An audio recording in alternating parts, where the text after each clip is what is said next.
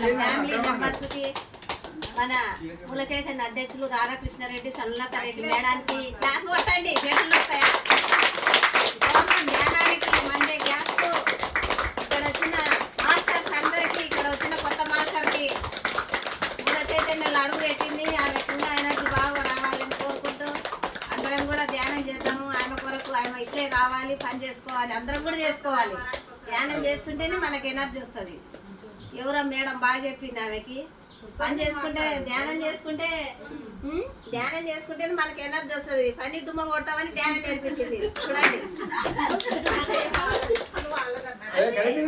ఇక్కడ నువ్వు బాగుపడుతున్నావు, ఆమె బాగుపడుతుంది. ధ్యానం వల్ల ఎన్ని లాభాలు ఉంటాయి చూడండి.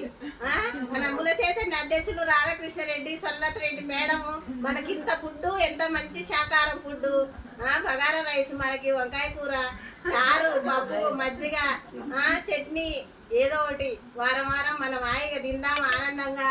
ఏ వస్తే ఏ మాట్లాడదాం, బి వస్తే బి మాట్లాడండి, సి వస్తే సి మాట్లాడండి. అది అట్లే వచ్చి కూర్చోవద్దండి, అట్లే చేయొద్దండి ధ్యానము. మన ఏజ్ ఎన్ని నిమిషాలు, ఏజ్ ఎన్ని సంవత్సరాలు ఉంటే అన్ని నిమిషాలు అన్నాము. దాంట్లో చూడు, ఏ అంటే నాకు కూడా, సి అంటే చూడు ధ్యానం చేస్తున్నా, నన్ను చూడు దాంట్లో ఎంత ఉంది చూడు. మా మేడం అంతా అర్థం చెప్పింది చూడండి. ABCD చదువుకోవాలి, తెలుసుకోవాలి.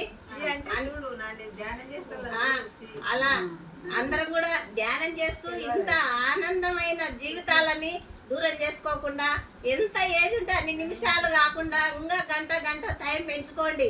రోజుకు 3-4 గంటలు ధ్యానం చేస్తే మన ఎనర్జీ ఎక్కడ పోదు, పోగొట్టుకున్నా పోదు, కొనుక్కుంటే దొరకదు, అమ్మితే కొనుక్కున్నామంటే దొరకదు. చూడండి, మన ఆత్మ పోయినాక రాదు, వచ్చినాక మనము ఇటువంటి ధ్యాన సత్సంగాలు కూడా ఆనాపాన సతి అంటే ఆన అంటే ఉచ్ఛ్వాస, అపాన అంటే నిశ్వాస, సతి అంటే కూడుకొని ఉండుట. ఇలా ఆనాపాన సతి ధ్యానాలు ఎంత అద్భుతంగా నెలకు 2 సార్లు అయినా వారం పాల్గొనండి, ధ్యానం చేసుకోండి. మన ఎనర్జీని పక్కకు పోగొట్టుకోకుండా ప్రతి వారికి ధ్యానం చెప్పండి. ఏమి చెప్పకండి, ఇంటికి వచ్చిన వాళ్ళకల్లా కొంచెం మాట్లాడి ధ్యానం చేయి అంతే. మనం చెప్పేది ఇదే, ఇంకా ఏమి లేదు. చూడండి, మనం సంపాదించుకునేది ఇది ఒక్కటే మనం వెంబడిస్తుంది. అందువల్ల అందరం కూడా ఎవరిని విమర్శించొద్దు, ఎవరితోని దురుసుగా మాట్లాడద్దు. నీ మనసును నీ కాడ పెట్టుకో, నీ ఆత్మ మాట నువ్వు విను, వేరే వాళ్ళ మాట వినొద్దు. మనం కూడా మా మాటలు వినొద్దు అండి. మీతో మీ మాటలు మీరు విని మీ ధ్యానం మీరు చేసుకుంటే మీ మాట మీరే వింటుంది. బాడీ మనం ఎట్లా చెప్తే అలా వింటుంది. వాళ్ళు ఏం చేస్తున్నారు, మా గురువు గారు చెప్పిన పదాలు పట్టుకున్నారు, పాదాలు పట్టుకోలే. ఆయన చెప్పినది అన్నపూర్ణమ్మ వడ్డీమన్నది, రాధాకృష్ణారెడ్డి ధ్యానం చెప్పు అన్నాడు. కారు డ్రైవింగ్ నడుపు, నువ్వు తిరుగు, ప్రతి ఊరు తిరిగి ధ్యానం చెప్పమని చెప్పిండు.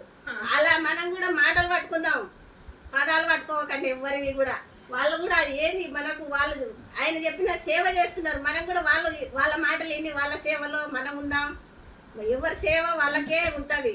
నీ ఆరోగ్యం నువ్వు ధ్యానం చేసుకుని నీ ఆరోగ్యం బాగుంటుంది అంతే. నేను చేస్తే నీకు రాదు, నువ్వు చేస్తే నాకు రాదు. అందువల్ల మనం ఏది చేస్తే అది హింసని ఇద్దాం, హంసను పట్టుకుందాం. హంస అంటే శ్వాస, హింసలో అంటే మన ప్రాపంచికం. హింస ఎవరితో ఏం మాట్లాడినా హింసనే. 10 మాటలు చెప్తారు ఎవరితో మాట్లాడినా. దేవునితో మాట్లాడండి, నీ శ్వాసతో నువ్వు ఉండు, నీ ఆరోగ్యం నువ్వు చేతిలో ఉంటుంది. చూడండి, అందువల్ల ధ్యానాన్ని ఇంత అద్భుతంగా హాయిగా ఆనందంగా తపస్సు ఇది ఎక్కడ రాదు. ఇప్పుడు ధ్యానం అని అడుగు పెట్టినాము, చివరి శ్వాస దగ్గర ఎవరైతే పట్టుకుంటారో మళ్ళీ జన్మ ఎత్తినారు. జన్మ ఎత్తినట్టనే లెక్క. మనకు మన గురువారు చెప్పింది, మన గురువారు వాళ్ళకు మళ్ళీ జన్మనిచ్చిపోయిండు. మనం మళ్ళీ జన్మలు తీసుకుందాం. అందరం కూడా ధ్యానం చేసి ఆరోగ్యాలు కాపాడుకోవాలని.